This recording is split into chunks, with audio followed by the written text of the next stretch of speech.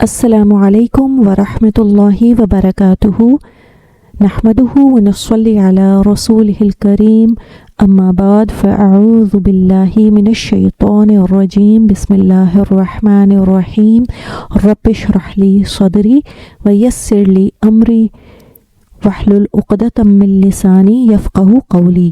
آپ سب لوگ کیسے ہیں؟ میں امید کرتی ہوں کہ آپ سب لوگ صحت اور ایمان کی بہترین حالت میں ہوں گے۔ اللہ ہم سب کو اپنی حفاظت میں رکھے۔ آج ہم آیت نمبر 25 سے شروع کریں گے، تو اللہ تعالیٰ کی تعریف اور کچھ دعاؤں سے آغاز کرتے ہیں۔ الحمدللہ الذی بنعمتہ تتم الصالحات، اللہ اکبر کبیرا والحمدللہ کثیرا وسبحان اللہ بکرۃ واصیلا۔ ربی زدنی علما ربی زدنی علما ربی زدنی علما، اللہم انا نسألک علما نافعا اللہم انا نسألک علما نافعا اللہم انا نسألک علما نافعا، آمین یا رب العالمین۔ آیت نمبر 25 ہے، اعوذ باللہ من الشیطان الرجیم، بسم اللہ الرحمن الرحیم۔ شروع اللہ کے نام سے جو بڑا مہربان نہایت رحم والا ہے۔ وبشر الذین آمنوا وعملوا الصالحات ان لهم جنات تجری من تحتها الانہار كلما رزقوا منها من ثمرة رزقا قالوا هذا الذي رزقنا من قبل وأتوا به متشابها وَلَهُمْ فِيهَا أَزْوَاجٌ مُطَهَّرَةٌ وَهُمْ فِيهَا خَالِدُونَ۔ اور جو لوگ ایمان لائے اور نیک عمل کرتے رہے ان کو خوشخبری سنا دو کہ ان کے لیے نعمت کے باغ ہیں جن کے نیچے نہریں بہ رہی ہیں۔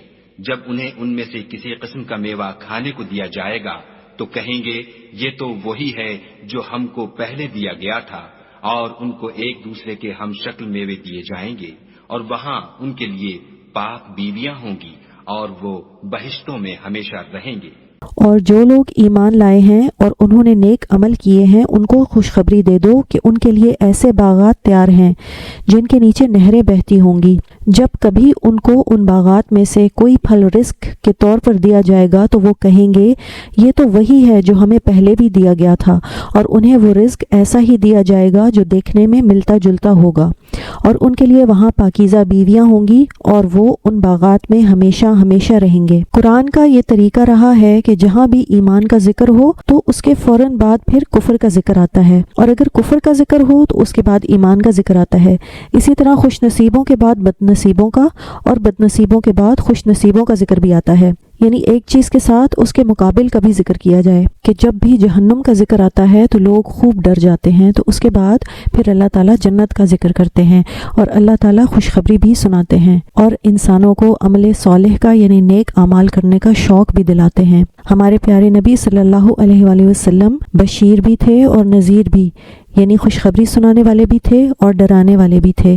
اسی طرح قرآن میں ڈراوا بھی آتا ہے اور پھر خوشخبری بھی دی جاتی ہے تاکہ بندہ مومن اللہ کی رحمت کی رغبت کرے، اللہ کی رحمت کا شوق رکھے اور اس کے عذاب سے ڈرتا رہے اور اس کی مغفرت کی امید رکھے۔ جب اللہ تعالیٰ نے پچھلی آیات میں اس عذاب اور سزا کا ذکر کیا جو اس نے اپنے دشمنوں یعنی بدنصیب کافروں کے لیے تیار رکھی ہے، تو اب اس کے بعد اپنے دوستوں اور نیک عمل کرنے والے مسلمانوں کا ذکر شروع کیا ہے جنہوں نے عمل صالح سے اپنے ایمان کی تصدیق کی، یعنی وہ صرف زبانی کلامی ایمان نہیں لائے بلکہ انہوں نے نیک اعمال کر کے اپنے ایمان کی تصدیق کی۔ تو اس لیے اللہ تعالیٰ کافروں کی سزا کا ذکر کرنے کے بعد مومنوں کی جزا کا ذکر کرتے ہوئے یہاں اللہ تعالیٰ فرماتا ہے اور جو لوگ ایمان لائے اور نیک عمل کرتے رہے ان کو خوشخبری سنا دیجیے کہ ان کے لیے نعمت کے باغات ہیں جن کے نیچے نہریں بہ رہی ہیں۔ تو یہاں پر رسول اللہ صلی اللہ علیہ وآلہ وسلم سے کہا گیا ہے کہ آپ خوشخبری سنائیں ایمان والوں کو جو صرف زبان سے ایمان نہیں لائے بلکہ کام بھی کرتے ہیں، نیک اعمال بھی کرتے ہیں جو اللہ تعالیٰ کو پسند ہیں۔ ایمان اور نیک اعمال ایک دوسرے کے ساتھ لازم اور ملزوم ہیں۔ نیک اعمال ایمان کا حصہ ہیں، نیک اعمال کے بغیر ایمان مکمل نہیں ہوتا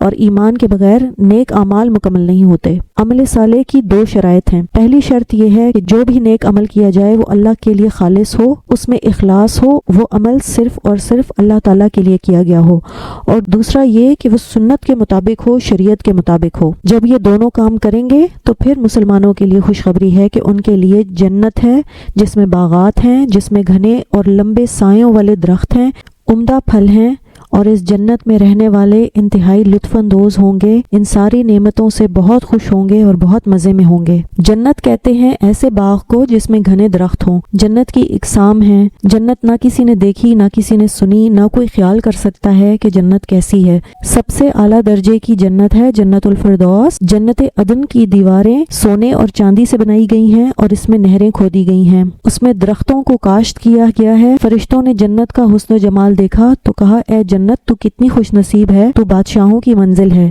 یعنی ایمان والے اور نیک اعمال کرنے والے لوگ۔ رسول اللہ صلی اللہ علیہ وآلہ وسلم سے پوچھا گیا کہ جنت کیسی ہے؟ فرمایا اس کی ایک اینٹ سونے کی ہے، ایک چاندی کی، اس کا سیمنٹ کستوری کا ہے، اس کی مٹی زعفران ہے اور اس کے سنگریزے یاقوت اور موتی ہیں، اور اس کے نیچے نہریں بہتی ہیں۔ ان باغوں کے نیچے دودھ، پانی، شہد اور شراب کی نہریں بہتی ہیں۔ جنتی جیسے چاہیں گے اپنے لیے انہیں جاری کر لیں گے، جہاں چاہیں گے ان نہروں کو اپنے ساتھ لے جائیں گے۔ انہی نہروں سے درخت سیراب ہوتے ہیں اور انہی نہروں سے طرح طرح کے پھل بھی اگیں گے۔ ان نہروں میں پینے والوں کے لیے ایسا سامان ہوگا جس سے وہ لذت حاصل کریں گے، خاص طور پر نہر کوثر جس کے دونوں کنارے سونے کے ہوں گے، اس کا پانی موتیوں پر بہتا ہوگا جو دودھ سے زیادہ سفید، شہد سے زیادہ میٹھا ہوگا۔ اللہ تعالیٰ نے جنت کے باغوں کی تعریف کرتے ہوئے فرمایا کہ ان کے نیچے نہریں، یعنی ان کے درختوں اور بالاخانوں کے نیچے نہریں بہ رہی ہیں۔ حدیث میں آتا ہے کہ جنت میں نہریں بہ رہی ہیں مگر ان میں کھائیاں نہیں ہیں۔ اسی طرح حدیث میں نہر کوثر کے بارے میں آتا ہے کہ رسول اللہ صلی اللہ علیہ وآلہ وسلم نے فرمایا اس کے دونوں کنارے سچے موتیوں کے قبے ہیں۔ میں نے کہا اے جبریل یہ کیا ہے؟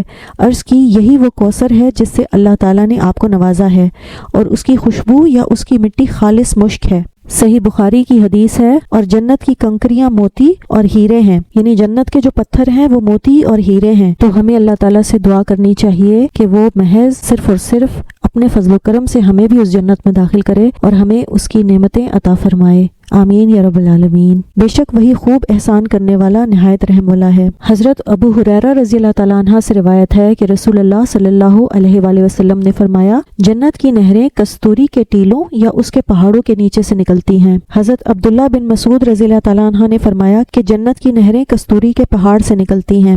تو یہ نہریں خوشبودار پہاڑوں سے نکلتی ہیں، یہ مٹی میں سے نہیں نکلتی، یہ زمین کے اوپر اوپر نظر آئیں گی۔ اسی آیت میں پھر جنت کے پھلوں کے بارے میں اللہ تعالیٰ نے بیان فرمایا کہ جنت کا پھل دنیا کے پھل کی طرح ہوگا، اسی کے جنس میں سے ہوگا لیکن خوبصورتی اور لذت اس کی اپنی ہوگی۔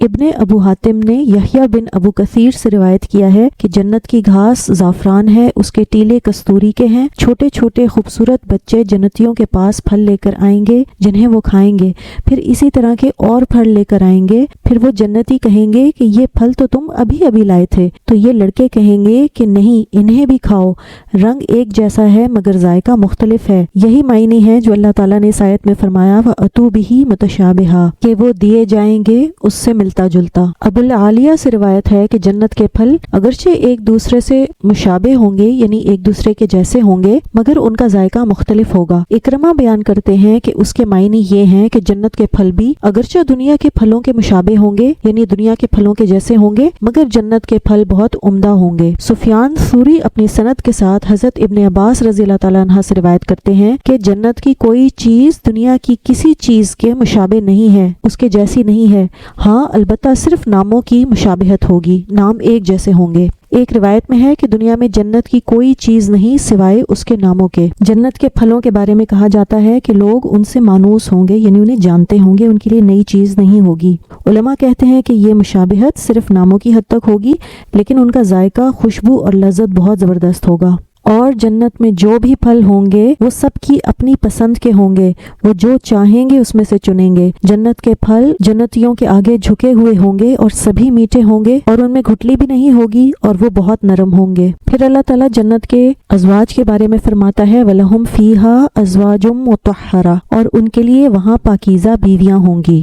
زوج کا لفظ مرد عورت دونوں کے لیے آتا ہے، یہاں مراد عورتیں ہیں، مراد پاکیزہ جوڑا بھی کہا گیا ہے، یعنی اخلاق، زبان، جسم میں پاکیزگی ہوگی، تو وہاں پر جنتیوں کی بیویاں ہر گندگی سے پاک ہوں گی، ان کے اخلاق بھی پاک ہوں گے، ان کی نظریں بھی پاک ہوں گی۔ ابن عباس رضی اللہ تعالیٰ عنہ سے روایت ہے کہ اہل جنت کی بیویاں گندگی اور ناپاکی سے پاک ہوں گی، اور اسی آیت کے آخر میں اللہ تعالیٰ فرماتے ہیں اور وہ ان میں ہمیشہ رہیں گے، وہم فیہا خالدون۔ خلود کے معنی ہمیشگی کے ہیں، اس سے مراد ہے کامیابی اور کامرانی، یعنی وہ ان ہمیشہ کی رہنے والی نعمتوں کے ساتھ ایسی پرامن جگہ پہ ہوں گے جہاں موت کا کوئی خوف نہ ہوگا، نہ زندگی ختم ہونے کا ڈر ہوگا، کیونکہ وہاں زندگی کبھی ختم نہیں ہوگی بلکہ ہمیشہ کی نعمتوں کے ساتھ ہمیشہ ہمیشہ کی زندگی نصیب ہوگی۔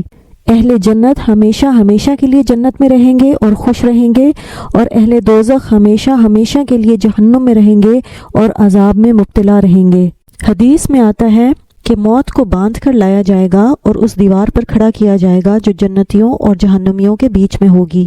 پھر کہا جائے گا اے اہل جنت، تو وہ خوفزدہ ہو جائیں گے، اور پھر کہا جائے گا اے اہل جہنم، تو وہ خوشی سے دیکھیں گے کہ شاید ان کی بخشش ہو رہی ہے۔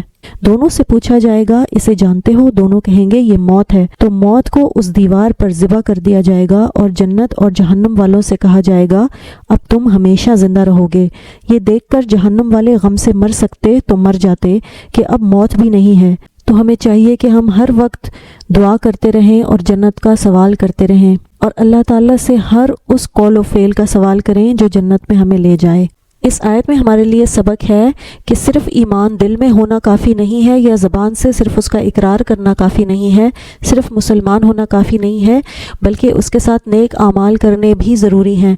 نیک اعمال ایمان کے بغیر نامکمل ہے، اور ایمان نیک اعمال کے بغیر نامکمل ہے۔ جس کے پاس ایمان بھی ہوگا اور نیک اعمال بھی ہوں گے، اسی کو اللہ تعالیٰ جنت میں داخل کرے گا۔ جس جنت کا اللہ تعالیٰ نے اس آیت میں بیان کیا ہے، اگر ہمیں اس جنت میں جانے کا شوق ہے تو ہمیں اپنے اعمال کو درست کرنا پڑے گا، ہمیں وہ اعمال کرنے پڑیں گے جو اللہ تعالیٰ کو پسند ہے، اور اس کے ساتھ ساتھ دعائیں بھی کرنی پڑیں گی کہ اللہ تعالیٰ ہمیں جنت میں داخل کرے اور ہمیں جہنم سے محفوظ رکھے۔ دن میں ضرور 3 دفعہ جنت کے حصول اور جہنم سے بچاؤ کے لیے دعا کیا کریں۔ سبحانک اللہم و بحمدک، اشہد ان لا الہ الا انت، استغفرک و اتوب الیک۔ السلام علیکم ورحمۃ اللہ وبرکاتہ۔